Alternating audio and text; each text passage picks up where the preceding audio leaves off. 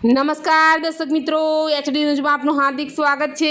હું છું આપની સાથે આરડી વાઘેલા। જોઈએ આજના મુખ્ય સમાચાર। અંકલેશ્વર ઉદ્યોગ મંડળની યોજાયેલી ચૂંટણીમાં વિકાસ પેનલનો દબદબો યથાવત। અંકલેશ્વર ઉદ્યોગ મંડળની યોજાયેલી ચૂંટણીમાં મોડી રાત્રે પરિણામો જાહેર થયા હતા, જેમાં વિકાસ પેનલનો દબદબો યથાવત રહ્યો હતો। ચૂંટણીમાં વિકાસ પેનલના 8 જ્યારે સહયોગ પેનલના 2 સભ્યો વિજેતા બન્યા હતા। એશિયાની સૌથી મોટી ઔદ્યોગિક વસાહત સુકાન માટે યોજાયેલી અંકલેશ્વર ઉદ્યોગ મંડળની ચૂંટણીમાં સત્તાધારી વિકાસ પેનલે ફરી એકવાર પોતાની મજબૂતી પકડ સાબિત કરી છે।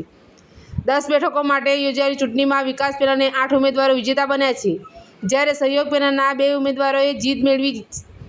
ગત રોજ યોજાયેલી ચૂંટણીમાં ઉદ્યોગકારોએ ઉત્સાહપૂર્વક મતદાન કર્યું હતું અને કુલ 90.48% જેટલું મતદાન નોંધાયું હતું। મતગણતરી પૂર્ણ થયા બાદ મોડી રાત્રે પરિણામો જાહેર કરવામાં આવ્યા હતા। આ પરિણામ સાથે હવે 30 સભ્યોની મેનેજિંગ કમિટીના વિકાસ પેનલના 21 સભ્યો થયા છે, જેના કારણે આગામી કાર્યકાળ દરમિયાન મંડળના વહીવટી અને વિકાસ કાર્યોમાં વિકાસ પેનલનું પ્રભુત્વ યથાવત રહેશે। પરિણામ જાહેર થતાં જ વિકાસ પેનલના સમર્થકોમાં ખુશીની લાગણી જોવા મળી હતી।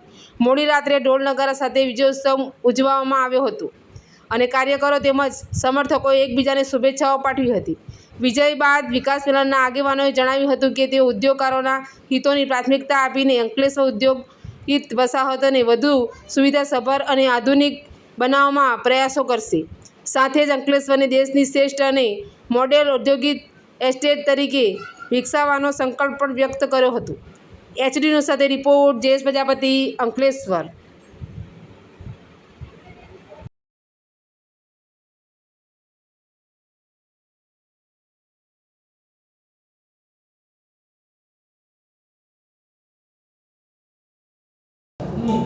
નમસ્કાર।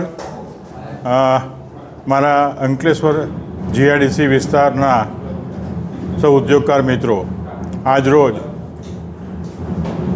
2026-27ની જે આપણી અંકલેશ્વર ઇન્ડસ્ટ્રીઝ એસોસિએશનની પ્રણાલી પ્રમાણે જે ઇલેક્શન હતું, એક રિઝર્વ કેટેગરી, એક કોર્પોરેટ કેટેગરી અને 8 જનરલ કેટેગરી, એમાં વિકાસ પેનલને 8 સીટ મળેલ છે।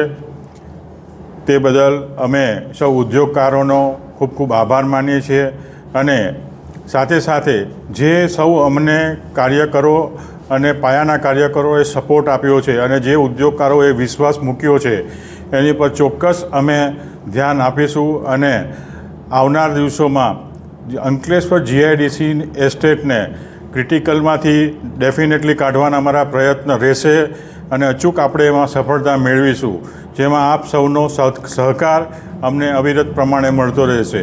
સાથે સાથે આવનાર વર્ષોમાં આપણે એક અંકલેશ્વરને મોડલ એસ્ટેટ બનાવીશું, એ અમારી પહેલી પ્રાથમિકતા રહેશે। અસ્તુ, ભારત માતા કી જય।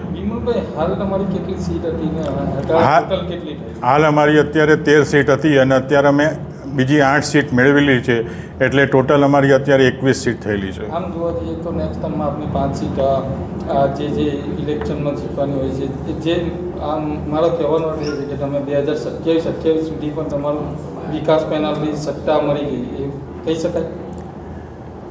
હાજી, ચોક્કસપણે।